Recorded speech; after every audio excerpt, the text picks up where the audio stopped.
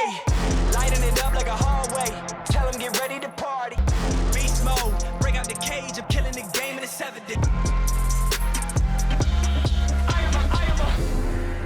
Hey, and welcome back to the Search Labs podcast. Today we have another Ask Me Anything with Joshua Wethington at Full Circle Studios. Thank you for being with us today. Thank you so much for having me, Zach. I have so many SEO questions that I've been meaning to ask you. I'm a service provider. I'm a video producer. I understand how to go in the field, tell stories, do all that, but websites are the bane of my existence. It's something that I never want to deal with because it's just, I don't understand it and it can get really technical and code. So I have probably some questions that will make you laugh. You know, you say that, and that's what I do, but when I went to go get a new iPhone, they're like, would you like the Pro? Do you take a lot of pictures? I go, no, because I actually enjoy spending time. I don't care other people see what I see. So I don't shoot pictures. I don't shoot video, none of that. It's the bane of my existence. So I think this could be something beautiful. All right, so maybe I can give you some information and help you out there. So, when we started this company, I've had a few production companies. And, of course, when you start a company, you're like, what's the name? And you find that and you go to GoDaddy or Google and you start searching. And I've noticed it used to just be .com or .org, maybe .biz, and now it's all this .studio, .ai. So my question is, with all these new domain names like the .whatever, does that hurt my SEO if I get a .studio instead of a .com? Yes and no. Okay. So I worked for a full service agency before I started the Search Labs, okay? Yeah. And its domain ended in .co. And every time I went to something and I had to write down my email and stuff, after I put .co, I had to put in parentheses, it's actually .co. This isn't a typo. I didn't forget the M because I can't tell you how many people would be like, hey, I've been sending you emails. I'm like, no, you haven't. Yeah. They're like, yeah. Then they're like, oh, you forgot to leave off the M. I go, yeah, there's no M. So .co's the worst. Yeah. Do not use .co. Pick a completely different name. .com is the most recognized. Yeah. And SEO prefers common terms and common patterns. I can't give you a yes or no answer to that question. Number one, because I've never been asked that. That's actually a good question. I don't know the answer to that. I will find out, but I will say, just from what I've seen over the years, .com is probably the best, because what I do see is subdomains. Yeah. blog.thesearchlabs.com, paid.thesearchlabs.com, SEO.thesearchlabs.com. That works extremely well. Yeah. So even if you have to get something that isn't your name, you can always get a subdomain. What I see a lot of clients will buy domains that are terrible, WeaverRealEstatePartners.com. That's long. Nobody's going to type that. So you know what I did? I got on their thing and I made an alias, WeaverREP.com. Short, sweet, easy. By the way, we did that website. You can check it out. Anyways. So basically, get the .com if you absolutely can, and then if you want a .studios or a .live as an extra domain that you can redirect. Right. So we have other ones that we test stuff on. Okay. And we might have a staging copy that we're building, a new website on or changing something. But we only direct people to the searchlabs.com. Okay. I have a .org, .net, .us. I have a whole bunch. Yeah. Because it might be okay, hey, Caleb, I want you to do this. Hey, Jeff, I want you to do this. Lee, I want you to do this. I'm going to do this. And we're going to see which one we like best. Yeah. Or we're going to take ideas from all of these and put it onto our actual one. But as far as SEO goes, the most important thing with the domain is don't put a dash in there. Yeah. Okay. I had a client and it was ABC T-shirt and graphics. So you know what Google thought? That was ABCT. Yeah. Not a word.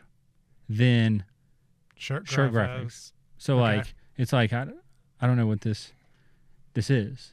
When if he just would have not had the dash, it could break up the difference between t-shirt and graphics and stuff. So be very, very just like simple as possible.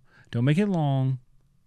Make it short where people can remember and it's easy to type. What's the ideal length for a URL? Because, you made a good point of when somebody's typing it, once they've typed it into your, like their email or their web browser or something, it all auto-completes now. Yeah, even if they like found it online and they've been to it before and they didn't type it in, it'll still autofill. Yeah, I have people that I emailed like 12 years ago that I never want to speak to again. Right. And every time I start that first name, it auto does it. And I'm like, oh, I don't, how to, so there's that. You brought up something that I was going to I was thinking about asking, but subdomains. I feel like there was a very big trend of, you had your .com, and then we're doing something else, so there was a subdomain to the URL. So, like, does a subdomain increase SEO value more than like a / whatever that page is? Like, when do I start messing with subdomains instead of just having another page on my website? Blogs, for perfect instance, is like blog.thefullcirclestudios.com better or fullcirclestudios.com /blog? I love that you asked this question because there's not like a good answer, because here's the thing. 2 for 2, stumping the SEO expert.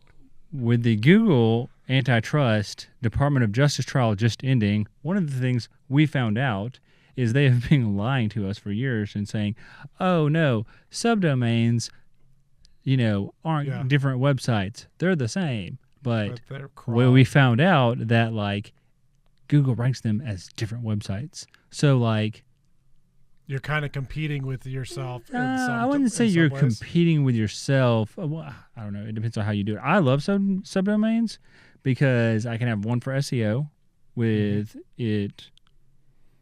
with the context curated for SEO, and then one that's very similar with the content curated for paid, and then blogs, so you can separate it and have like different files of website. Yeah.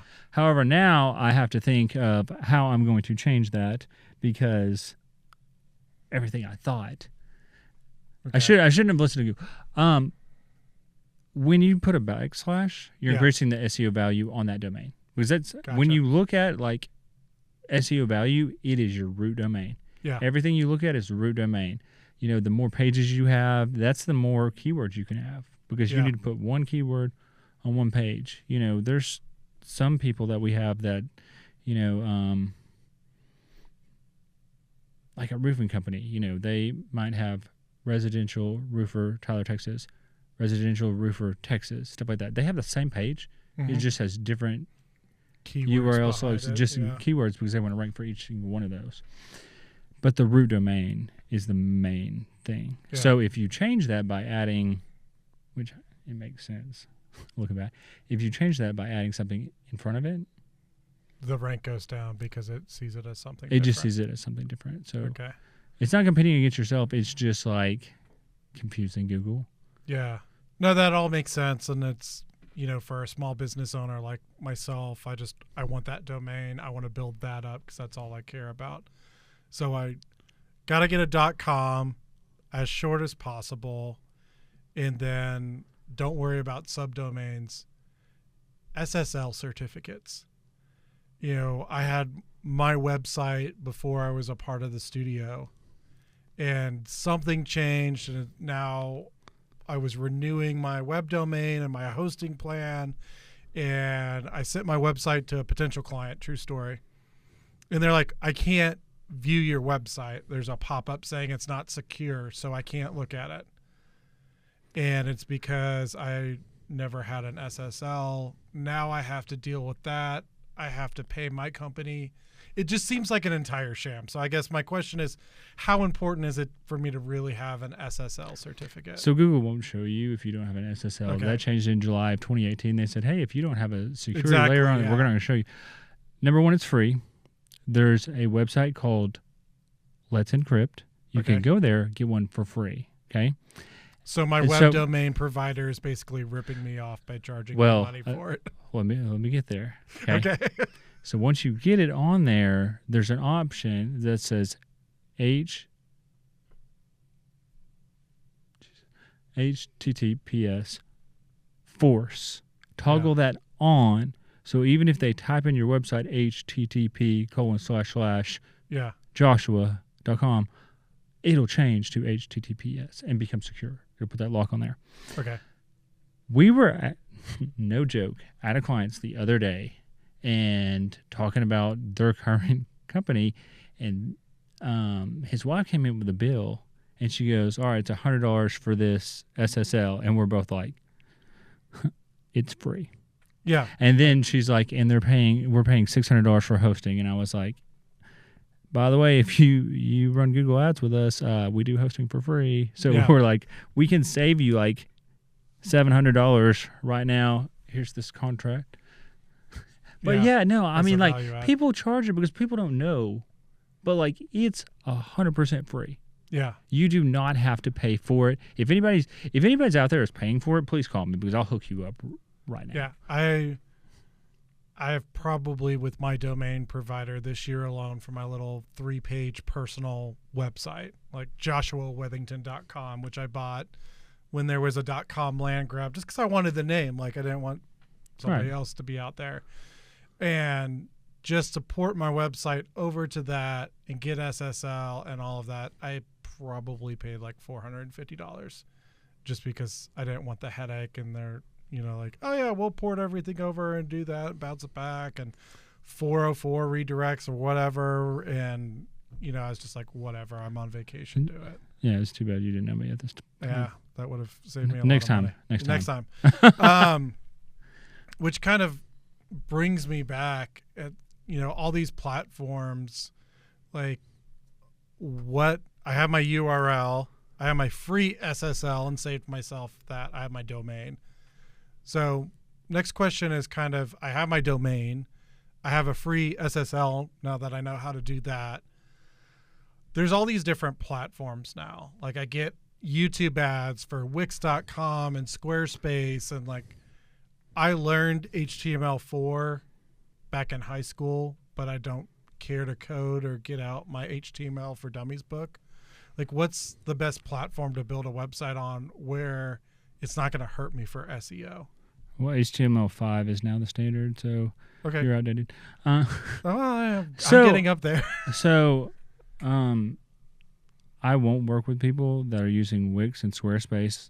Okay. Because I'm limited on what I can do, and if you want me to do the best job for you, I need to be able to change things on the back end. I need to like set up things in a certain way that Wix and Squarespace do that. Also, when you load up a Squarespace or Wix website, the whole back end comes up with you, so your speed is always going to be terrible. Okay. We build the majority of our websites on WordPress. Okay. It has the most plugins. It has the most secure options. It's the simplest platform. It's what most people use. Yeah. So if something ever happens, let's say we are building your website and we build it, on WordPress, and we use Divi and we use Gravity Forms. Those are all very common. Yeah. So if something happens, we get into a disagreement or you find a cheaper price or something like that, let's just say you want to leave. Yeah. When we transfer it, over. Yeah, when we transfer it over, they don't have to like relearn how to use all these things. These are all very common things. Yeah. So like everybody knows how to use good developers know how to use WordPress. Most use Divi. Most use Gravity Forms. They're all simple to use and commonly used. So we don't want to make it more difficult. If you need to change something, if you want to like do it yourself, or any other company needs to do it, like. So So WordPress is kind of like the universal builder, and you can do that with whoever you want. Correct.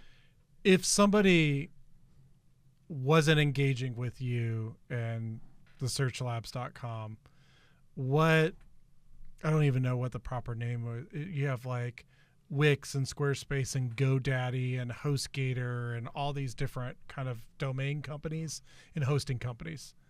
If somebody wasn't engaging with you, what hosting company would you recommend, just like on the market? What do you mean if somebody wasn't engaging with me? Like they're not one of your clients and like they didn't want to be a client of yours. Evolve them out there. Like I know GoDaddy charges an arm and a leg for everything, and HostGator seems to be good. We use SiteGround just because they're very responsive. Their support is phenomenal. Okay. And they will help you with any issue you have, as well as it's not an arm and a leg. We do have like a cloud server that's secure that we keep all our clients on just for security purposes. Yeah. But we've set up SiteGround accounts for clients that wanted their own server. Yeah. I know a lot of people use GoDaddy. It's a huge company. They're massive. It's a good company. HostGator, I feel like was good. They haven't made a lot of like changes lately, so I feel like they're a little bit outdated. They're still a good company.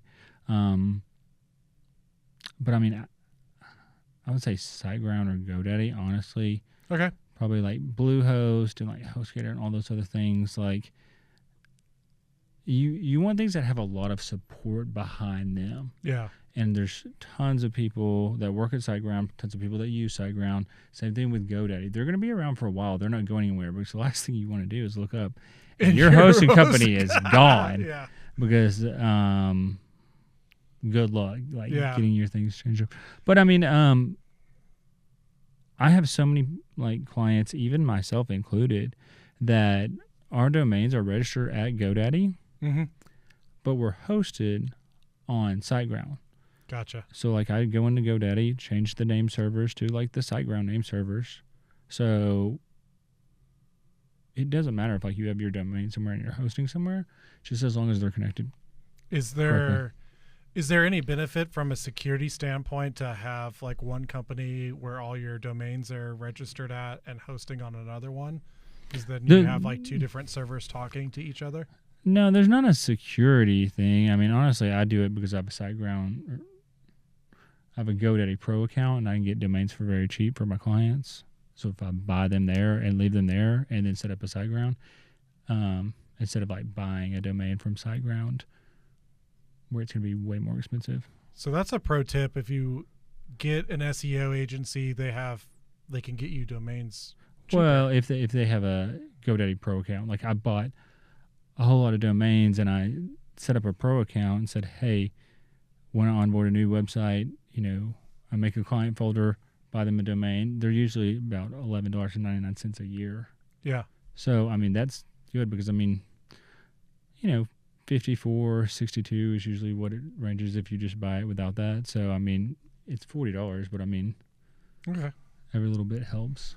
So, like I said, the Full Circle Studios were kind of like a small service-based business. What are the 3 to 5 web pages that every website needs? Like, where do I just start? Like, what do I need at my core minimum viable website product? Home index. That's easy. That's the first one you create for sure. A note on that, with that, you want to make sure you have a menu at the top with your other sites, your other main pages. Okay. And it's also a good idea in the body of your home to have little like boxes of that, not like little lines where it's like, click on this, easy, like, green screen, studio, podcast, the things you'll have, live events. Okay. Just it's easy to click and see that you have a page for that. And those should reflect what's in your menu at the top. Okay. So you need your homepage. Okay. I would say services or, projects, something that lists what you do. Okay. That makes sense. About or our team or something where they can kind of know who you are and stuff like that. Contact. with a clickable phone number, which honestly you should just have in your menu regardless. It should have address. If you don't have a business service areas, or if you don't have brick and mortar, then service areas, an email, way to get in contact with you, and a form where they can fill out. Send us a message. It's just, hey, this is how you get in contact with us. So I would say those are the most important. On the services page, you need to have it broken down. You need a page for every service.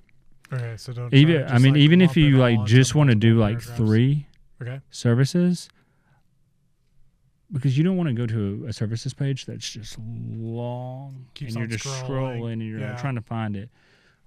So I would say that's the first one you need to break up, honestly. So that makes sense, because if I understand you correctly, like every service page broken up into its own individual service allows you to kind of SEO that page, so you have a better chance of ranking. Like you mentioned, for us, we have a podcast studio and a green screen studio. Those should be separate pages because those are different search intents. Exactly. So you'll have the Full Circle Studios /services. Okay. So on services, you can try to rank for green screen, podcasts, live events. Yeah. But if you have Full Circle Studios /services /green screen, that's where you do your SEO for green screen /podcast. That's where you do it for podcast. That's going to increase your SEO value, your site authority, which on down the line, when you start building out more pages, it's just going to, you're going to be set up for success. Okay. You said on both the menu and the contact page, you should have a phone number on your website. I've had my cell phone number, I'm going to date myself, probably about 20 plus years. And at one point it was on my website. And I think at some point in time, my site got crawled and my phone number got put on some kind of list. So do you recommend that be like your real phone number? Should that be like a Google Voice or like some other digital service, like a number that can just forward? Like, what are your thoughts on that? It depends on how big you are. Okay. I can tell you right now, my cell phone number is on our website. Yeah. Just because I don't have like a sales team. Yeah. Or like somebody to talk to, when people get in contact with us, they usually talk to me. Yeah. And if not, they might talk to Caleb, they might talk to Jeff, I'll direct them to who they need to talk to if it's something, super technical. Yeah. But there's a lot of my friends I know that have 2 phones that they have their one that's on their website and then they have their one that's like their personal. Yeah. And honestly, I'm just not going to do that because I run out of pockets and I just won't. Right. It messes with your everyday carry. Yes. So, it just depends. I would say if you're big, absolutely have like some number that can be distributed. But if you're like less than 10 people or less than 5 people, you don't have to worry about that. Okay. It depends on how many calls you get, honestly. If you get a lot of calls, I want to do something else. I think the whole point of us investing in a website and having a website is we obviously want the phone to ring more. So, for me at least, email is nice, but it goes to junk and some people don't want to type like that instant phone call of, hey, I need a green screen studio next Tuesday. Are you available? That's something I can kind of very easily quantify of, okay, that came from the website and that's new business. Right. And that's the website working for us. I would say, sorry, I don't mean to cut you off. No, go for it. But I would say the reason I say to have your phone number out there, you need to have a call to action available wherever they are on their website. So an easy way to do that is to put it on the menu and have the menu just follow them. Yeah. Even if it makes it a little bit smaller, follows you. That way, instead of them having to go look for something, like say they find something interesting, they're like, oh, I need to figure out how to get in contact with them, and they're looking everywhere. By the time they find it, they might be like, oh, what was I going to ask them? Yeah. I don't know. Maybe that's just me because it happens to me a lot. But on a bigger you want to make side, it just as easy as possible for them to get in contact with you. Do you have any data? just out of curiosity, do you have any data on website conversions? So like, are more people prone to emailing, or do they just want to call now? Is there any data that Google releases on that? I mean, it's different on different websites. Yeah. I mean, I can tell you, we have one client that's an orthodontist that they get a whole bunch of phone calls, but their forums are really where they get clients. Okay. Where we have a law firm who gets a whole bunch of forms, but their calls are where they get like cases. Yeah. So it just depends on like industry, location, what your website is designed to do very well. Yeah. So when you're creating your website and coming up with your marketing objectives and marketing goals, it's important to say, we want this stuff. So it's set up when you're funneling them through the website, you want them to either call, form fill, what's more valuable, Yeah. And once you start your business, you'll get that data and you'll be like, okay, so maybe we should like push more towards this option. Yeah. You mentioned like every website needs a contact form or some way to contact you, and you mentioned Gravity Forms, I think. When it comes to kind of like conversion optimization or filling out forms, what are the most important things? Because like, you obviously need a name, an email, and some kind of message. If you make a phone number mandatory, do you find that the form fill outs go down, or how much information is too much information on a form? So I always make at least the first name mandatory. Yeah, of course. I never make the message mandatory. Okay. It depends on what the client likes, honestly, and Yeah. what they get most of. Sometimes I make both email and phone mandatory. But I mean, lately, honestly, we started doing a lot of like different types of forms where they're conversational, where Okay. it's like, like if they went to our website and did ours, it's like, what services are you interested? Paid search, Yeah. SEO, web services. I don't know, Yeah. and then they kind of go, so they're, kind of telling us what they want. And then at the end, it's like, what's your first and last name, phone number, email. It's not mandatory to fill any of those in. Yeah. Just helps you gather more information. So when I call them back, I know kind of what they're interested in and we can get right. I think phone number is honestly the best because, like, if they don't answer, you can leave a message. Yeah. Or With you an can text email, not a lot of people read every single email they have. Shocking, true. I know, but I don't know. I mean, I read every single email I have, and I look at phone calls I get. I do not check text messages, though. I hate texting. Huh. So it's just kind of like what they're going to respond to, what they want, more than anything. So. No, that all makes sense. Some SEO person at some point in time over the last few years told me you have to stop using stock photos and videos on your website because that's hurting your SEO. And I was like, I see all these services, websites that have a lot of stock, on them because, they may not have a photographer or a video company to come out and shoot content for them. Is there any truth in that myth? And I think with AI becoming more prevalent, people making AI generated images and putting them on their website, is there any data that says that's good or bad or will hurt you, or does it not matter? There's shades of gray. Yeah. So Okay. It doesn't matter if you're using stock or if you're using your own photos. If you don't have a production company that can shoot high quality, good photos, use stock photos because Yeah. they look better and it just is more appealing. The main thing is you need to make sure that they have metadata, Okay. alt tags, because Google doesn't see photos like we do. It Yeah. sees alt tags, meta tags, descriptions, so it knows what that photo is. Okay. So that's what's going to be the most important. You just answered another one of my questions about alt tags. So that's an important thing. If Right. you're using photos, they all need to have that alt tag information. And I understand this is confusing. We'd be more than happy to explain it. Yeah, we're getting a little bit more technical, but it's also like words to describe the photo you're uploading to your website right. is how Just I so, understand it. Just so Google knows what it is. Okay. And then they all need to be WebP because if they're like JPEG or something like that, it's going to slow down your speed, and speed is king.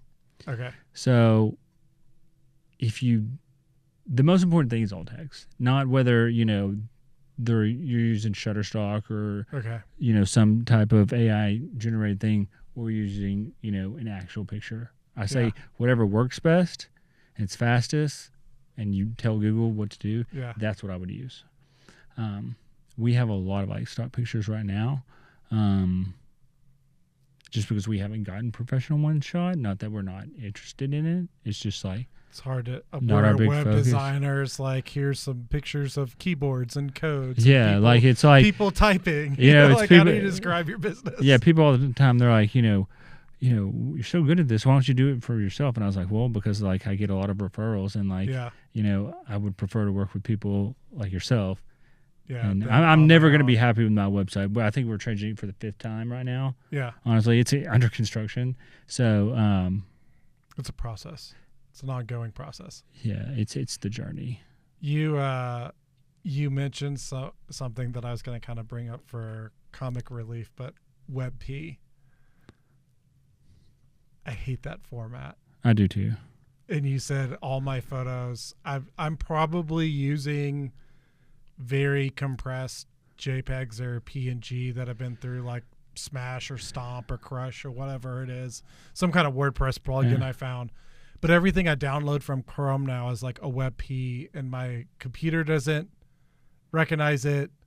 YouTube doesn't recognize it when I try to upload it to it. It's like Google's own format. What happened with this? It just like exploded on the internet. Now everything's like WebP. I don't know what happened. I can just tell you what I know, that WebP is the way to go. Okay. Yeah, purely everything for like a speed thing. Yeah, because it's gonna say, like I like PNG. I think PNG is a great format. Yeah. It works with everything. But I mean, Google's always making changes, and like, Firefox and everything like that. So like you have to stay up to date with what's best, and that's what it is. And it's a pain to change out all those photos, but I mean, I can tell you pretty much every website quote we've done for the past 6 months, that's always on there. Converting everything to WebP. Converting WebP, because it doesn't take that long once you start doing it. Yeah, it's a pain, but we don't put Band-Aids on bullet holes. We dig out the wound. And sometimes we just shoot the horse and say, here, we got to get a new one. Got to start it because like, you can do all the, or another media thing commonly, you can put lipstick on a pig, but we don't do that. Speaking of media, we were talking about stock photos and things like that.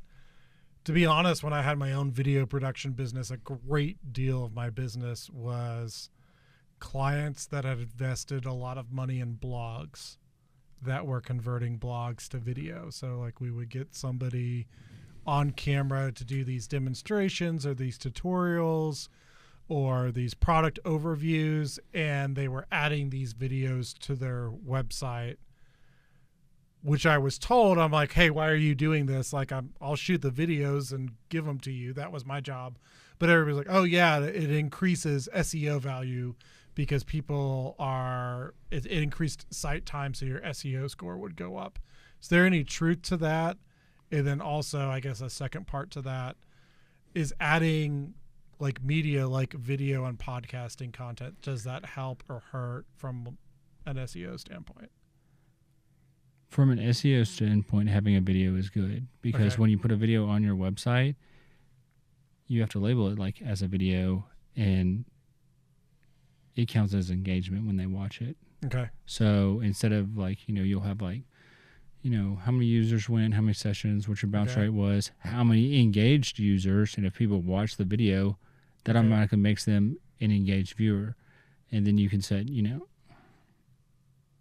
a lot of things you can like set for engagement. That's the easiest one to do. I always have a video on my homepage just for that reason. All right. I hate the one that's on there currently. It needs to be redone. We can probably help that. I know. I was supposed to say with the people that are probably in this room right now. So yes, it does help. Not just because you have it on there, because of the way that crawlers view it, that like it's an engagement thing. Okay, so when I have video or audio podcasts on my website, somebody goes to that page and they click on it and watch it for like what, 30 seconds, 1 minute? What amount of time does it take me from like a casual user to an engaged user? So I don't want to blow people's minds with all the things that like it happens, but you can just say like, video play. Video play. I mean, it could be 1 second, they can bounce and do that. You can do 25%, 50%, 75%. You can do like all kinds of things. There's all kinds of. I'll show you. You're like starting to get into back end wizardry stuff. Yeah. So I don't. Yeah, exactly. So like I don't want to confuse people too much, but if people watch having a relevant video and podcasts Correct. and media on that is good as long as as just a video. Yeah. Okay. Make sure it's in the correct format. Usually YouTube. What's the best format? YouTube iframe. YouTube iframe. And does that kind of like if it's ties named, so go ahead. I so the YouTube iframe, the API, it pulls it from YouTube, so it's not taking up space on your website, making your website slow. So it's pulling it from YouTube. So the best thing is upload on YouTube or Vimeo or whatever, and have that API thing there, which is just a plugin you get. Yeah. And just have that on there because it's going to pull it from there. So it's not going to be stored on your website and take up a lot of. That makes sense. Does it have to be named the same thing on YouTube as like your SEO keywords? Like if we were going for no. Okay, so I would just put the title of what it is. Just I guess here's my hypothetical question to you. Like going back to us, we have that page for Green Screen Studio that we're trying to rank for. On YouTube, can that video be titled the Full Circle Studios demo reel, or does it have to be Full Circle Studios green screen to help in the SEO? I'm probably like you're trying so hard not to laugh. So remember what I said? It's a YouTube API. Yeah. So what Google's going to see is iframe/YouTube/API/upload. You're not going to have the video on there. All it's going to see is that there's a YouTube API. Okay. And that pulls from YouTube. But on your website, you don't have that stored. Yeah. So it doesn't matter what you title it because it's stored on YouTube. Yeah. All Google will see is that there's a YouTube iframe. So, and since YouTube is owned by Google, that's all. Yeah. That's going to give you. So all they care about is the pure iframe. They don't care about the title. Well, it won't say the title because like once you get done watching that video, it's going to pull up like it does on YouTube, and there's like 6 different videos you can click. Yeah. After that, so it's not going to have the title of the video in there. It's a lot of fun, man. It is a lot of fun. No, like you actually, like just from a personal standpoint, I do a lot of YouTube research and everything, and that's always been like a part of the conversation of, it has to be named a certain way for SEO, and on YouTube, I'm like, but that doesn't work on YouTube. So it's nice that an SEO expert has kind of confirmed and dropped the knowledge bomb that like whatever it is on YouTube doesn't have to be the same on the website, but they both benefit each other. Well, the way that you do it, changes, like with the YouTube API and stuff like that. Like that wasn't a thing, 2 years ago. Yeah. So, the good thing about like me and my team is we're reading stuff every day and constantly seeing stuff that changes and how to do it better, because when we started, WebP wasn't a thing. Yeah. So, thanks for joining us today. Thank you. I'm always terrified when you're on here because you know a lot, and I'm like, what is he going to ask me? But thank you so much. I'm sure we'll have you on again. Awesome. And if y'all have any questions that we did not answer, feel free to drop a comment below. If you want some more explanation, drop a content. And don't forget to like and subscribe so you can see more content from the Search Labs. Take care.